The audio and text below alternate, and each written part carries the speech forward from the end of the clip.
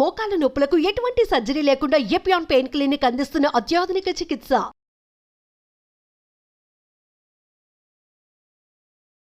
Hello viewers, welcome to Suman TV. ప్రస్తుతం మనతో పాటు ఉన్న డాక్టర్ ప్రశాంత్ గారు. సో మరి క్యాన్సర్ కి సంబంధించినటువంటి మరికొన్ని విషయాలు సార్ని అడిగి తెలుసుకుందాం. నమస్తే సార్. నమస్కారం. సార్, గర్భాశయ క్యాన్సర్ మనకి ఆడవాళ్ళలో చూసేటువంటి క్యాన్సర్.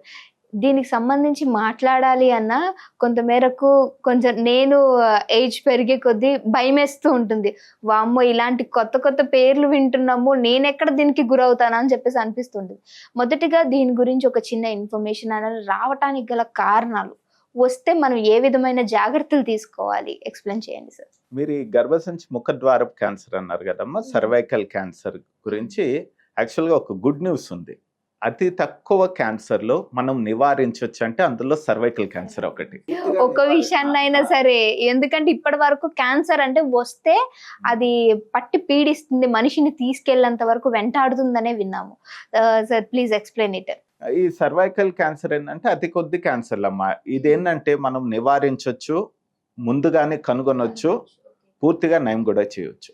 అతి కొద్ది క్యాన్సర్లు అనమాట. అంటే ఇది వరకు ఒక 20-30 సంవత్సరాల ముందైతే కామన్ క్యాన్సర్, మహిళల్లో కామన్గా కనిపించే క్యాన్సర్ ఏంటంటే సర్వైకల్ క్యాన్సర్. ఇప్పుడు ఏంటంటే కామన్ వచ్చి రొమ్ము క్యాన్సర్ అయింది మన భారతదేశంలో. Second common still cervical cancer.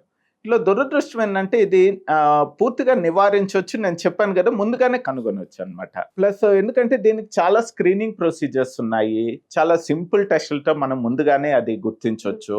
కానీ ఈ లేక్ ఆఫ్ అవేర్నెస్, ఎస్పెషల్లీ ఏంటంటే ఈ రూరల్ సెటప్, పల్లెటూళ్ళ వాళ్ళకి అంత నాలెడ్జ్ లేక ఇంకా కూడా ఈ క్యాన్సర్ బారిన పడుతున్నారమ్మా. అట్లీస్ట్ అర్బన్లో ఏంటంటే కొంచెం అవేర్నెస్ ఉండడం వల్ల రెగ్యులర్గా ఆ ప్యాప్స్మియర్ అనేది సింపుల్ టెస్ట్ అనమాట. కనీసం 3 నుంచి 5 సంవత్సరాలకు ఒకసారి చేసుకోవాలి. 25 సంవత్సరాలు దాటిన మహిళలు సింపుల్ టెస్ట్ 5 నిమిషాల్లో అయిపోద్ది. డాక్టర్ కూడా చేయాల్సిన అవసరం లేదు, ట్రైన్డ్ నర్స్ చేస్తారు. 5 నిమిషాల్లో అయిపోద్ది. నొప్పి కూడా ఉండే టెస్ట్ కాదు. దానివల్ల అడ్వాంటేజ్ ఏంటంటే ప్యాప్స్మియర్ వల్ల మనం ఆ క్యాన్సర్ గా మారకముందే మనం గుర్తించవచ్చు అనమాట. గుర్తించడం వల్ల సింపుల్ కొన్ని మనకి ట్రీట్మెంట్స్ ఉంటాయి, చాలా సింపుల్ ట్రీట్మెంట్స్. వాటితో మనం ఈ క్యాన్సర్గా మారకుండా ముందుగానే చేసుకోవచ్చు మనము.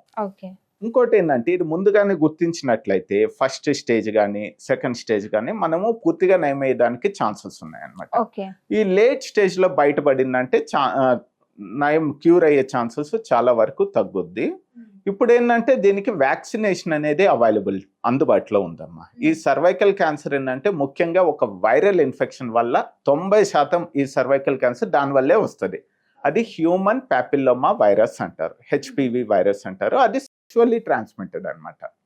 సో ఈ వైరస్ బారిన కానీ పడకుండా ఉంటే ఆబ్వియస్గా ఈ క్యాన్సర్ వచ్చే ఛాన్సెస్ మనకి more than 90% తగ్గిపోతుంది అనమాట.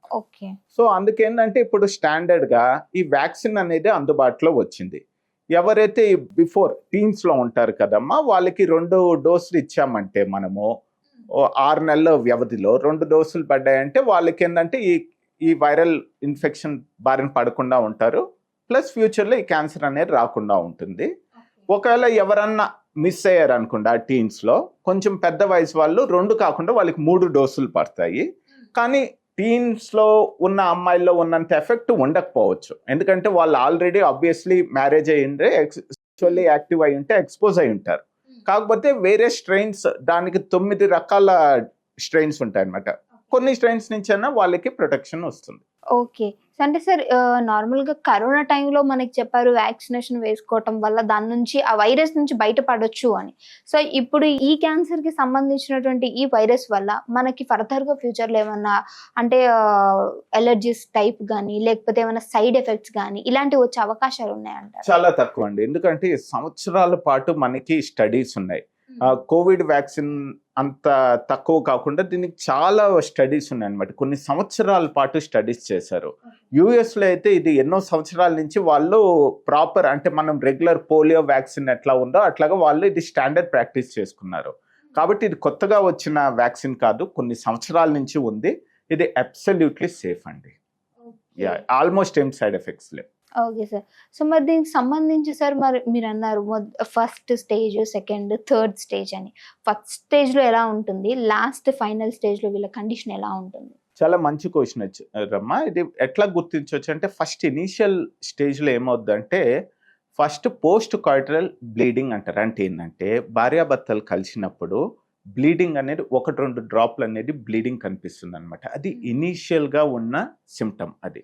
సో ఎవరైనా అంటే ఈ ప్రోగ్రామ్ చూస్తున్న వాళ్ళు ఆ సిమ్టమ్ ఉంటే మటుకు ఇమీడియట్గా డాక్టర్ దగ్గరికి వెళ్ళాలమ్మా. సో అది ఎర్లీ స్టేజ్లో.